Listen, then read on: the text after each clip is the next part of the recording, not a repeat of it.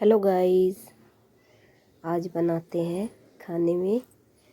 Lunch में ही बनाया था, क्योंकि सुबह तो ज़्यादा हल्का फुल्का ही खाते हैं लोग नाश्ते में, और डिनर ज़्यादा हैवी हो जाता है। इसीलिए इसको मैंने लंच में बनाया, कढ़ी और कचौरी।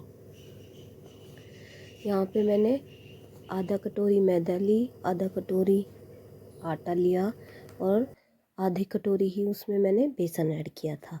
फिर मैंने उसके अंदर मोयन डाला था। मोयन मतलब चाहे कोई घी डालो या ऑयल डालो, जो भी।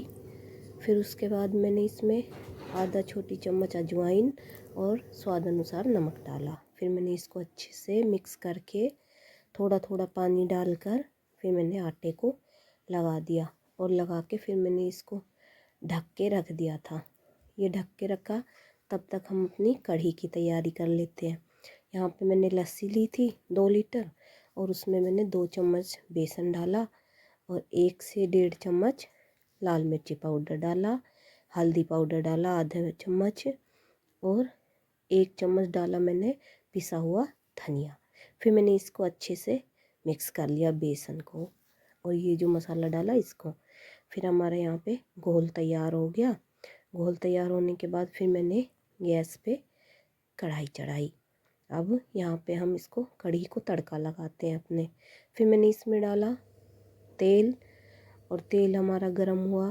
फिर मैंने इसमें 2 छोटी इलायची, 4-5 लौंग, थोड़ी सी अजवाइन, थोड़ी सी राई, और कुछ मेथी दाने, और थोड़ा जीरा। फिर मैंने यहाँ पे 2 हरी मिर्ची बारीक बारीक काट ली थी, और इसमें 3-4 लहसुन की कलियाँ भी काट दी थी। फिर मैंने इसको जीरा चटकने के बाद ये डाल दिया था। फिर ये 2 भूंदा, तब तक फिर मैंने इसमें एक प्याज काट कर बारीक वो ऐड किया। प्याज भुनने के बाद फिर जो हमारा घोल था वो मैंने इसमें डाल दिया। अब यहाँ पर हम इसको एक उबाल आने तक चलाते रहेंगे। अब फिर इसमें उबाल आ गया था। फिर मैंने इसमें कुटा हुआ लहसुन डाला, और स्वाद अनुसार नमक डाला। अब यहाँ पे हम इसको पकने के लिए छोड़ देंगे। फिर हम अपनी आगे की तैयारियां करेंगे। फिर उसके बाद हमारी यहाँ पे कढ़ी पक के तैयार हो गई थी। अब हम अपनी चटनी बनाने की तैयारी करते हैं। फिर मैंने यहाँ पे लिया था धनिया, और 8-10 हरी मिर्ची, और 3 से 4 लहसुन की कलियाँ, और मैंने इनको वॉश कर लिया था। फिर मैंने यहाँ पे अपनी स्वाद अनुसार नमक ऐड करके चटनी को पीस लिया था। और हाँ, इसमें ना पहले थोड़ा सा पानी डाला था, क्योंकि इसमें पिस नहीं रही थी, ये धनिया कम पड़ रहा था ना, इसीलिए। फिर इसके बाद मैंने इसको देखा, ये फिर भी नहीं पिसा। फिर मैंने इसमें 1 टमाटर और ऐड किया। ऐड करके फिर मैंने इसको पीसा था। उसके बाद ये हमारी चटनी पीस के तैयार हो गई। अब हम इसको एक बाउल में निकाल लेते हैं। फिर इसके बाद हम अपनी कढ़ाई चढ़ा लेते हैं यहाँ पे, जिसमें हम अपनी कचौरियाँ तलेंगे। अब यहाँ पे मैंने तेल भी तैयार कर दिया। अब हम जो हमने आटा लगा के रखा था उसको उघाड़ के देखा तो वो ठीक था। फिर मैं यहाँ पे इसको चेक कर रही थी कि कहीं ये ज़्यादा टाइट या नरम तो नहीं है, लेकिन हाँ, ये बिल्कुल ठीक था, जैसा हमें चाहिए था। अब यहाँ पे तेल गरम हो चुका था, और हम अपनी कचौरियों को तलने के लिए इसमें डाल रहे थे। अब यहाँ कचौरियाँ तल रही है, और हाँ, इसमें ना 4 कचौरियाँ आ नहीं रही थी, 3 ही आती। मैंने इसमें एक ज़्यादा डाल दी थी। फिर हमारी, और हाँ, गैस को ना बिल्कुल धीमा रखना है, तेज़ नहीं करना, नहीं तो ये जल जाएंगी। उसके बाद हमारी 2 से 3 मिनट में कचौरियाँ फूली फूली बन के तैयार हो गई थी। अब हम इनको एक प्लेट में निकाल लेंगे। यहाँ पे फिर हमारी कचौरियाँ पक गई थी।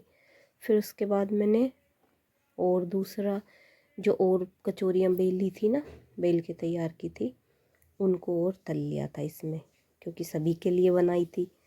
अब हमारी जॉइंट फैमिली है तो सब खाएंगे, सभी खाते हैं ना, इसीलिए ज़्यादा बनी थी। इस बार मैंने 3 ही डाली थी।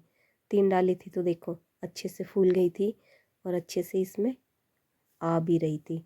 4 इसमें ज़्यादा हो रही थी तो वो मुड़ जाती है, और मुड़ने के बाद फिर उसका फूलने का चांसेस कम हो जाते हैं। अब यहाँ पे हमारी दूसरा बैटर भी, जो हमने कचौरियाँ तली थी, वो भी तैयार हो गई थी और हमने इनको एक प्लेट में निकाल लिया था। और हाँ, ये ना इतनी खस्ता बनी थी, मतलब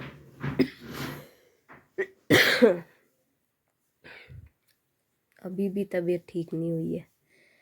यहाँ पे अब हम अपनी प्लेटिंग कर रहे हैं। फिर मैंने इसमें एक बाउल लिया, बाउल में 2 कचौरियाँ डाली और कचौरियाँ हमारी फूल गई थी सारी और काफ़ी कुरकुरी बनी थी, क्रिस्पी। फिर मैंने इसमें कढ़ी ऐड की, कढ़ी डाली जो हमने बनाई थी।